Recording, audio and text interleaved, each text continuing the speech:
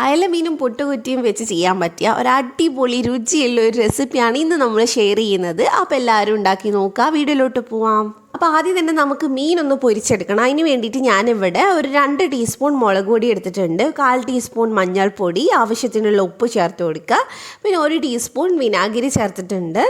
കുറച്ച് വെള്ളം കൂടെ ചേർത്തിട്ട് നന്നായിട്ട് മസാല ഒന്ന് മിക്സ് ചെയ്തെടുക്കുക.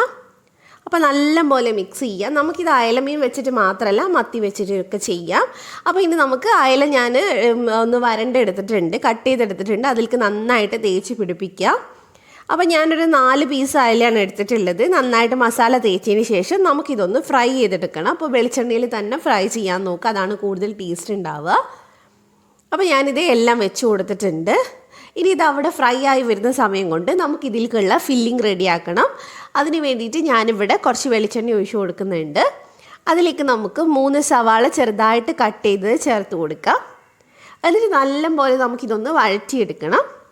അപ്പോൾ മിക്സ് ചെയ്തതിന് ശേഷം ഞാൻ ഇതിലേക്ക് കുറച്ച് ഉപ്പ് ചേർത്ത് കൊടുക്കുന്നുണ്ട്, നന്നായിട്ട് വഴറ്റി കിട്ടാനായിട്ടാണ്. അപ്പോൾ നല്ലപോലെ നമുക്കിതൊന്ന് വഴറ്റിയെടുക്കാം. പിന്നെ നമുക്കിതിനകത്തോട്ട് കുറച്ച് കറിവേപ്പില ഉണ്ടെങ്കിൽ അതും കൂടെ ചേർത്ത് കൊടുക്കാം, നല്ല ടേസ്റ്റ് ആയിരിക്കും. അപ്പോൾ ഞാൻ കറിവേപ്പില ചേർത്ത് മിക്സ് ചെയ്തിട്ടുണ്ട്. അപ്പോഴേക്കും നമ്മുടെ മീൻ ഇതേ നന്നായിട്ട് ഫ്രൈ ആയി വന്നിട്ടുണ്ട്. ഇതിനി എടുത്ത് മാറ്റിയിട്ട് മുള്ളൊക്കെ കളഞ്ഞ് മാറ്റി വെക്കണം. അപ്പോൾ അത് മാറ്റി വെച്ചതിന് ശേഷം നമുക്കിതേ മസാലേൻ്റെ ബാക്കി പരിപാടി നോക്കാം. ഇതിവിടെ നന്നായിട്ട് ഉള്ളി വഴണ്ട് വന്നിട്ടുണ്ട്. ഇനി ഇതിലേക്ക് ഞാൻ ഒരു 1/2 ടീസ്പൂൺ ഇഞ്ചി വെളുത്തുള്ളി പേസ്റ്റ് ചേർത്തിട്ടുണ്ട്. എന്നിട്ട് നല്ലപോലെ നമുക്ക് ആ പച്ചമണം മാറുന്നവരെ വഴറ്റിയെടുക്കാം. ഇനി നമുക്ക് വേണ്ടത് മുളക് പൊടിയാണ്. ഞാൻ 1 ടീസ്പൂൺ മുളക് പൊടി ചേർത്തിട്ടുണ്ട്, പിന്നെ ഒരു 1/2 ടീസ്പൂൺ ഗരം മസാല ചേർത്തിട്ടുണ്ട്, 1/4 ടീസ്പൂൺ മഞ്ഞൾപ്പൊടി. അപ്പോൾ ഇത്രയും ചേർത്തിട്ട് ഇത് നല്ലപോലെ മിക്സ് ചെയ്തെടുക്കുക. ആ പച്ചമണക്ക ഒന്ന് മാറുന്നത് വരെ നന്നായിട്ടൊന്ന് മിക്സ് ചെയ്തെടുക്കുക. അപ്പോൾ ഇതേ ഞാൻ നന്നായിട്ട് മിക്സ് ചെയ്തിട്ടുണ്ട്. ഇനി ഞാൻ മുള്ളൊക്കെ കളഞ്ഞിട്ടുള്ള മീൻ ഇതിനകത്തോട്ട് ചേർത്ത് കൊടുക്കുകയാണ്. അപ്പോൾ മീൻ മുഴുവനായിട്ട് ചേർത്തിട്ടുണ്ട്. ഇനി നമുക്ക് ആ മസാലയിലേക്ക് മീൻ നന്നായിട്ട് മിക്സ് ചെയ്തെടുക്കുക. അപ്പോൾ അതേ നല്ലപോലെ മിക്സ് ചെയ്ത് എടുത്തിട്ടുണ്ട്. ഇനി നമുക്ക് വലിയ പണിയൊന്നുമില്ല. ഇതിനകത്തോട്ട് കുറച്ച് മല്ലിയില കട്ട് ചെയ്തതുണ്ടെങ്കിൽ അത് ചേർത്ത് കൊടുക്കുക. എന്നിട്ട് നല്ലപോലെ മിക്സ് ചെയ്യുക. ഈ സമയത്ത് ഉപ്പ് നോക്കിയിട്ട് വേണമെങ്കിൽ ചേർത്ത് കൊടുക്കുക. അപ്പോൾ എനിക്ക് ഉപ്പൊന്നും ആവശ്യം വന്നിട്ടില്ല, ഞാൻ ഫ്ലെയിം ഓഫ് ചെയ്യുകയാണ്. അപ്പോൾ നമ്മുടെ ഫില്ലിംഗ് ഇവിടെ റെഡി ആയിട്ടുണ്ട്. അപ്പോൾ ഇനി നമുക്ക് നല്ല രുചിയുള്ള ഒരു അയലപ്പുട്ടാണ് കേട്ടോ ഉണ്ടാക്കുന്നത്. അപ്പോൾ ഞാനിത് ആദ്യം തന്നെ തേങ്ങയ്ക്ക് പകരം ആ ഫില്ലിംഗ് ഒരു 2 സ്പൂണ് വെച്ച് കൊടുക്കുന്നുണ്ട്.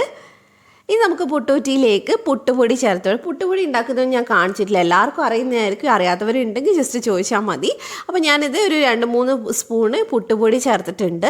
വീണ്ടും നമുക്ക് തേങ്ങയ്ക്ക് പകരം ഈ മസാല ചേർത്ത് കൊടുക്കുക. അപ്പോൾ നമ്മൾ തേങ്ങ ഉപയോഗിക്കുന്നില്ല ഇതിൽ, അതിന് പകരമായിട്ടാണ് മീനിൻ്റെ മസാല വെച്ച് കൊടുക്കുന്നത്. അതിന് നമുക്ക് വീണ്ടും പുട്ടുപൊടി ചേർത്ത്, എൻ്റെ ചെറിയ പുട്ടുംകുറ്റി ആയതുകൊണ്ട് 2-3 പീസായിട്ട് ചെയ്യാൻ പറ്റുള്ളൂ.